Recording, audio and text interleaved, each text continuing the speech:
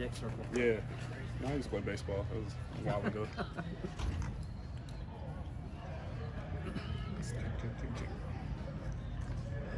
KJ, you want to start us out by talking about what you guys are doing on Sunday? Yeah, so we're hosting an event for my father. He's going through some kidney issues right now. So we're really just raising some money for him. Really, it's going to be for, his medical bills and whatnot. Going through this process, it's a real excruciating one for him as far as like the process itself. But as far as Pops, he's in great health. I mean, honestly, just a blessing about it. And he'll be there too to shine a light on the situation and really just kind of profess as far as like just getting that yearly checkup. That's kind of where he caught it. Not really in any pain, still exercising, moving around. He'll be down here Saturday, watch practice. So as far as he's going, he's doing well. Couldn't complain any bit, but definitely just gonna try and help him out. I'm blessed to be at a university like this and, able to have a platform where we can help him. And really all the people around here have been great about it. So excited, also excited to see the fans. I ain't seen them in a while. So it'll be fun to interact with some good people. What's the mentality of this team coming off of last year? Maybe not quite the standard that you had set previously, about trying to maybe reestablish that as one of the leaders of this team. Is that one of the messages? Yeah, really, right now it's just clean slate, right? Starting over, starting fresh. We want to create our own identity. We have a lot of talent on this team coming back. Also a lot of depth that we have to build. And we know that personally, for us, not outside looking in, but how we felt, we didn't feel like we played up to our standard last year, regardless of who was injured, who was there, and it didn't really matter to us. We knew we could have played better. And so that's definitely in the back of our minds, been in the forefront. It's all about just developing this team. It's a whole new journey for us, and it starts in the spring, and that's what we kind of felt today was a great first step for us. Do you feel like this defense is going to be led from the front? It seems like it is. 100%. I definitely do. I'd be a fool not to say that. We have a lot of leadership and a lot of experience up front, with especially myself and Xavier, Miles, Maskell, and some, TD, them boys in the middle. A lot of experience, a lot of playing experience. So we're definitely going to do our part. But at the same time, that's no knock on the back seven. They're easy to lead, have leaders in their own right, and have a lot of experience as well. So, like I said, it's I think the challenge in the spring is going to be just building depth. Making sure that like a season last season, we can't control who gets hurt. We can't control who has COVID or anything like that, but someone's got to go in and play at a high level.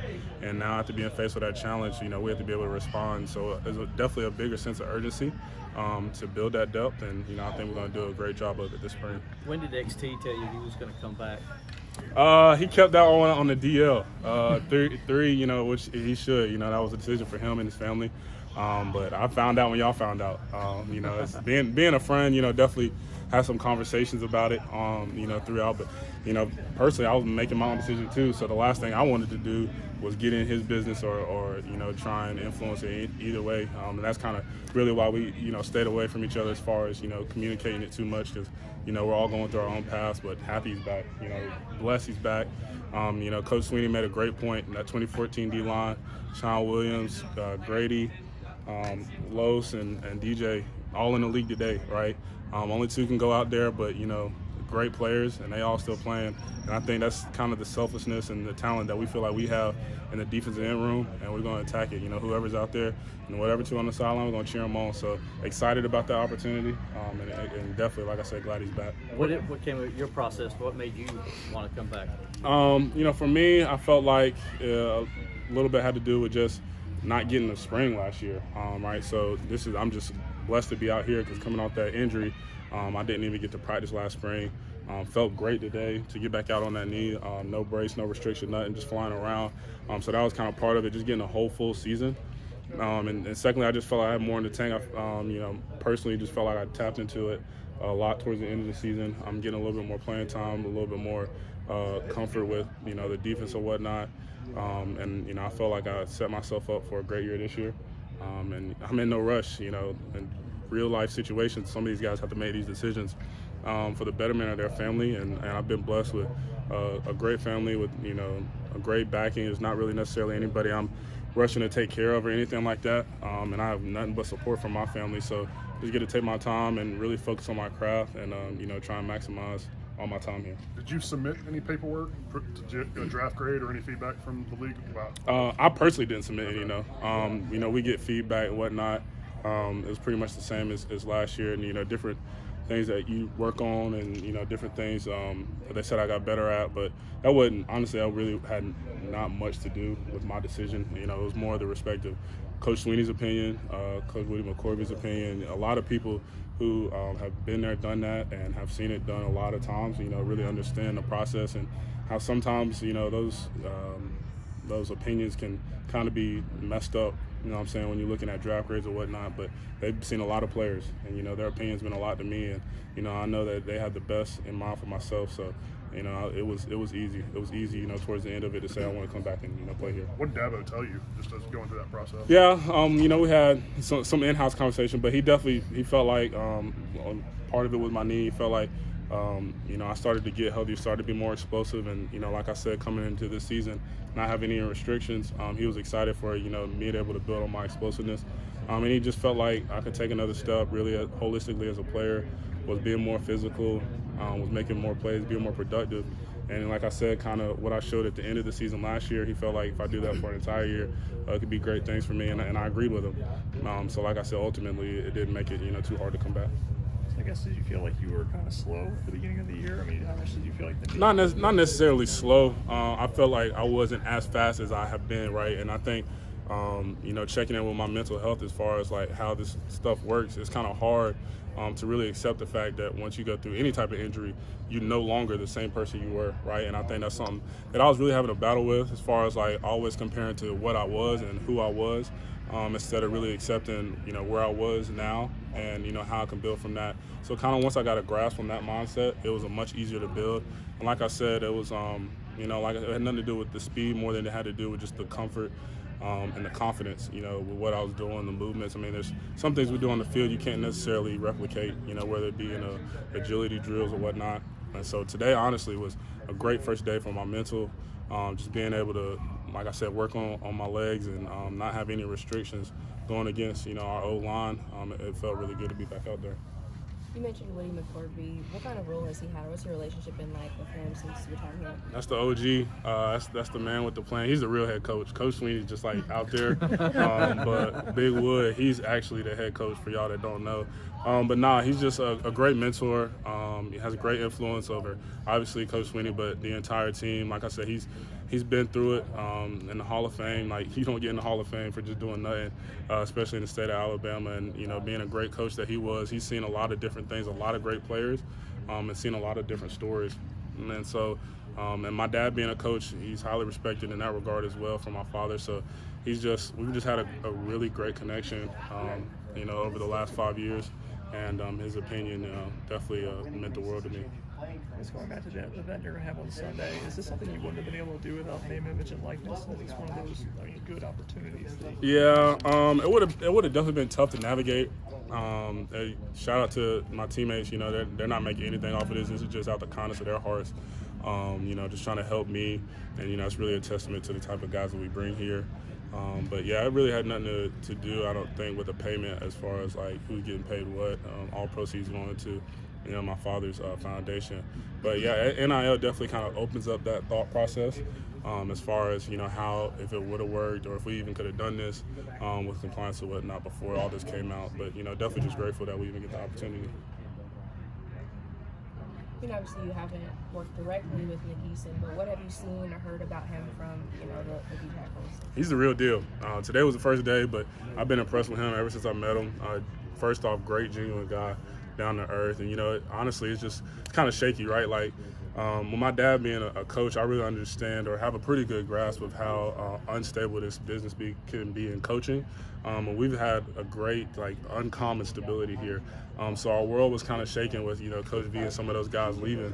But, I mean, we put a great mandate on it, and Coach Eason, I mean, he's top-notch, definitely one of the best defensive minds I've been around. And like I said, this is only the first day on the field, but just getting his knowledge from the NFL standpoint, from different schools, and also playing here, he has a love for this university and love for his guys. And so it's very easy to kind of bring him into the fold and, you know, make him a part of us because, like I said, he's been outstanding since he's gotten here.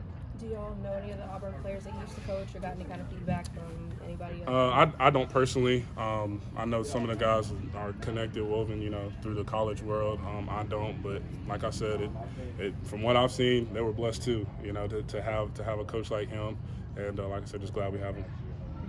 Talking about Wes Goodwin, the new defensive coordinator, I think after the bowl game, you guys were like lifting him up. I saw a video of that. Why do you guys like Wes so much? Big Wes, you know, it's all love from him.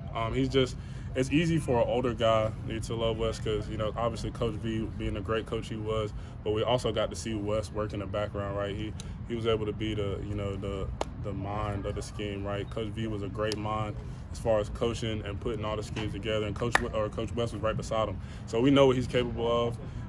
We definitely respect everything he has to say. He has league experience as well. He's not necessarily the most vocal guy when it comes to the comparison to Coach V, but it's not needed, especially when you have older guys who understand what to do and know what it takes. Then you don't need that. You just need someone who trusts you, who has the confidence in you, and can coach you and, you know, tell you how to correct yourself. And that's what he's been able to do at a very high level. And so it's easy. He makes it fun for us. He cares about us, loves us. Just ate at his house the other night, good barbecue, you know what I'm saying? So he's doing all the right things in the right ways, and he's going to be great for us. So is he a good barbecue? Is he good at barbecue? He's good at buying barbecue. He is not. He did not cook nothing, but that's okay. A lot of players, you know what I'm saying? So I don't blame him. But it was a great spot. He knows how to pick them. He knows how to pick them. So many people talk about his cerebral and just X's and O's breaking down. Has there ever been a point you've been in a meeting room or something with him and just been like, dude, since day one. That's what I'm saying. Like it's you just, when you're a defensive guy, you know, that's really kind of how I'll leave it. When you're in the defensive meeting rooms, you know what Wes brings to the table as far as his knowledge. It's unmatched, and you just got to get to see it as far as, you know, him writing up on the boards, schematically being able to explain everything, give a reason to everything. It shows, you know, what's going on up there. And still, every day, I mean, being here for 5 years, I feel like I have a great grasp of the defense. But whenever I want to learn something new, I always can go to him because he's going to know it.